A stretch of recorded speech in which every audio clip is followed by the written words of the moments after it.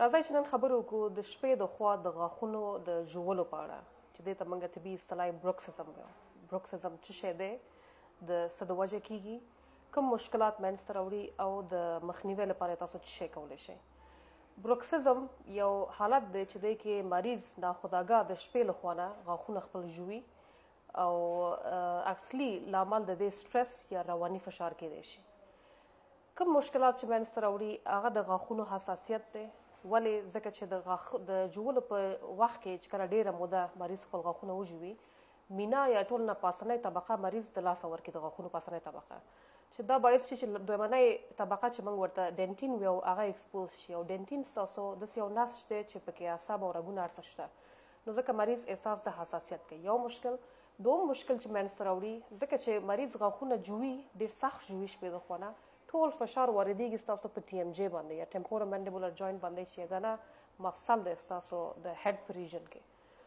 دوم مشکل. دریم مشکل چې تاسو ته منځته راوړي، ستاسو د مخ کومه لاندنۍ ارتفاع چې ده هغې کې کموالی راځي، چې دا باعث د دې کېږي چې تاسو سن ستاسو ډېر لوړ معلوم شي او د زیبایي د نګاه نه همدومره ډېر یعنې ښه نه ښکاري. هر څومره چې ارتفاع کې د مخ کموالی راځي نو هماغومره تاسو په سن کې خپل زیات معلومیږئ. د مخنیوي لپاره یې بستګي دې پورې لري چې تاسو څومره نسج د غاښ د لاسه ورکړی دی، څومره نسج د مینا یو شخص د لاسه ورکړی دی د بروکسیزم د وجه. که چېرته دا نسج دومره زیات نه، یعنې یو ملي متره پورې دا ارتفاع د غاښونو چې دا حالت یو جنرالایزډ حالت دی، یعنې یو غاښ کې منځته نه راځي، ټول غاښونو کې منځته راځي. که چېرته مریض ډېر کمه طبقه د غاښ د لاسه ورکړي او مینا یې لا اوسه پورې هم په غاښونو باندې انټاکټ پاتې یا دومه طبقه د غاښ ایکسپوز شوي نه، نو دې حالاتو کې تاسو فقط یو نایټ ګارډ هم ورکړئ مریض ته کفایت کوي.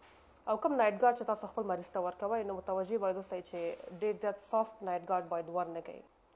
که چېرته د انامل یوه ډېره ساحه یا مکمل انامل د لاسه ورکړی مریض چې په دې حالت کې ډینټین ډېر زیات ایکسپوز شي او حساسیت بې نهایت زیات د مریض، نو په دې حالاتو کې دا کیږي یو فل ماوث ریهابلیټیشن کیس چې په دې کې کومه ارتفاع چې د مریض خپل د مخ له لاسه ورکړې ده د دې غاښونو د مینا د لاسه د ورکولو د وجه، نو دا باید مکمل تاسو ریسټور کړئ یا د اوورلې په واسطه یا د آنلې په واسطه چې موږ ورته ټیبل ټاپس هم وایو.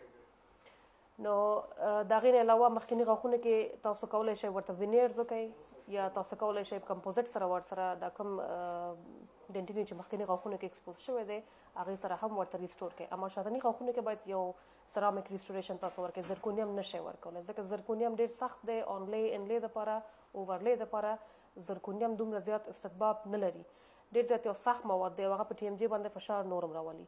ورسره څنګ کې تاسو د مریض ته خپل نایټ ګارډ هم ورکولی شئ. بعد د دې نه چې تاسو ټیبل ټاپس ورته جوړ کړئ، که چېرته مخکیني غاښونه یې وي نو هغې کې تاسو ورته وینیرز وکئ یا کمپوزیټ یا سرامیک، نو هغې نه وروسته ورته تاسو کولی شئ چې یو نایټ ګارډ هم ورته تجویز کړئ فقط د یو جامع دپاره.